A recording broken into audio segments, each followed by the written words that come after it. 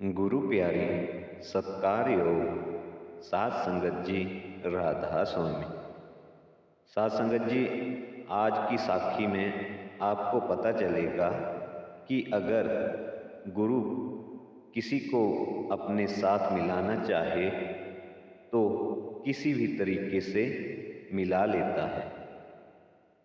ये साखी पंजाब के सिरसा जिले की है। वहाँ पर गायक हंसराज हंस, जो कि मशहूर कलाकार थे, उनका गाने का प्रोग्राम था।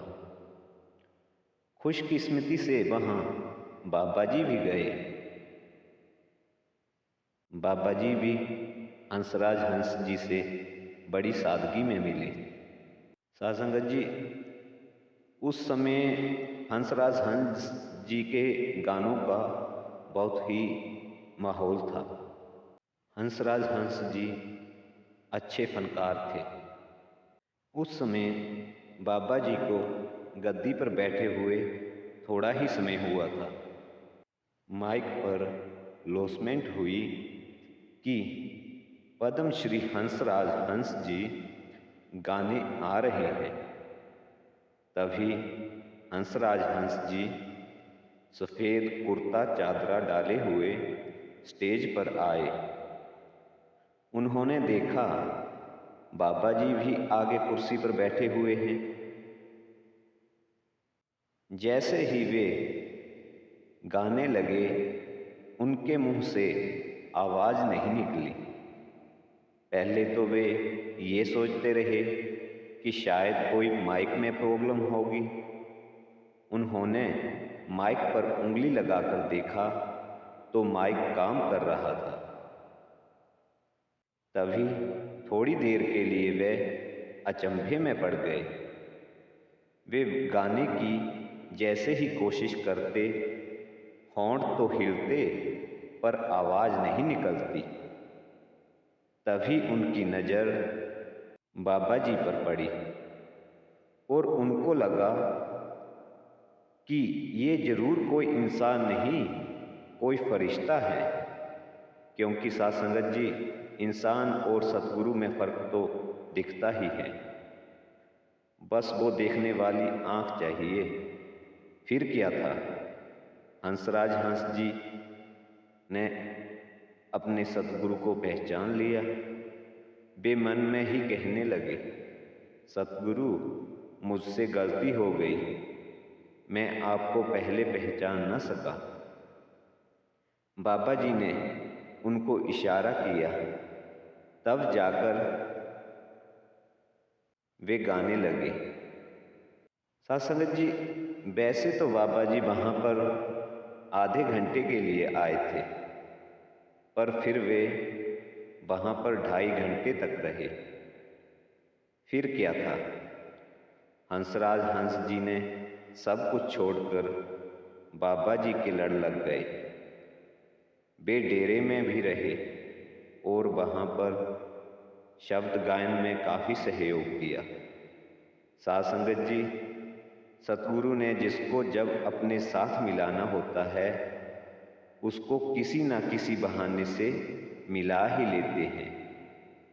और सतगुरु करने को क्या नहीं कर सकते। साध संगत जी, इस साखी से हमें पता चलता है कि अगर गुरु हमें अच्छा पद, मान, बढ़ियाई भी दे देता है तो भी हमें रब के भाने में ही रहना है। हमारे में कभी भी अहंकार नहीं होना चाहिए कि मैं तो बहुत बड़ा आदमी हूँ, मेरे पास धन दौलत नौकरी गाड़ी है। क्योंकि अगर हम अहंकार करते हैं तो कभी भी हम परमात्मा को नहीं पा सकते। क्योंकि अहंकारी हमेशा ही मैं मेरी में फंसा रहता है। वे ये सोचता रहता है, ये मैंने सब कुछ खुद कमाया है, मुझे किसी परमात्मा ने नहीं दिया, मैंने खुद अपने दिमाग और मेहनत से कमाया है। हमारी यही बात हमें सद्गुरु से दूर करती है। साध संगत जी, आपको पता है सद्गुरु हमसे सेवा क्यों करवाते हैं? वे इसलिए कि हम अपनी मैं मेरी को छोड़कर एक दूसरे को देखकर गुरु का शुक्राना करें। नहीं तो जो हम सेवा करते हैं वे सेवा तो गुरु लोगों को काम पर रखकर भी, पैसे देकर भी करवा सकते हैं, परंतु गुरु हमारे कर्मों को कम करने और हमें अपने काम, क्रोध, लोभ, मोह, अहंकार का त्याग करें, इसीलिए सेवा करवाई जाती है। क्योंकि जब भी हम डेरा में जाते हैं तो हमें अलग अलग जगह की संगत मिलती है और हम उनसे कई प्रकार नई नई साखियाँ भी सुनते हैं और संगत को भजन सुमिरन करते देख हमारा मन में भी भजन सुमिरन करने की आस्था बढ़ती है।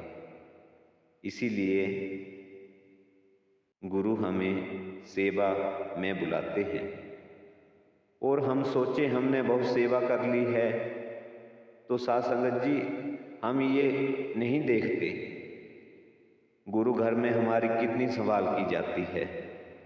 हम बीमार हो जाएं तो एकदम अस्पताल पहुंचाया जाता है, हमें खाने के लिए देसी घी का लंगर खिलाया जाता है और समय समय पर सब कुछ मिलता है।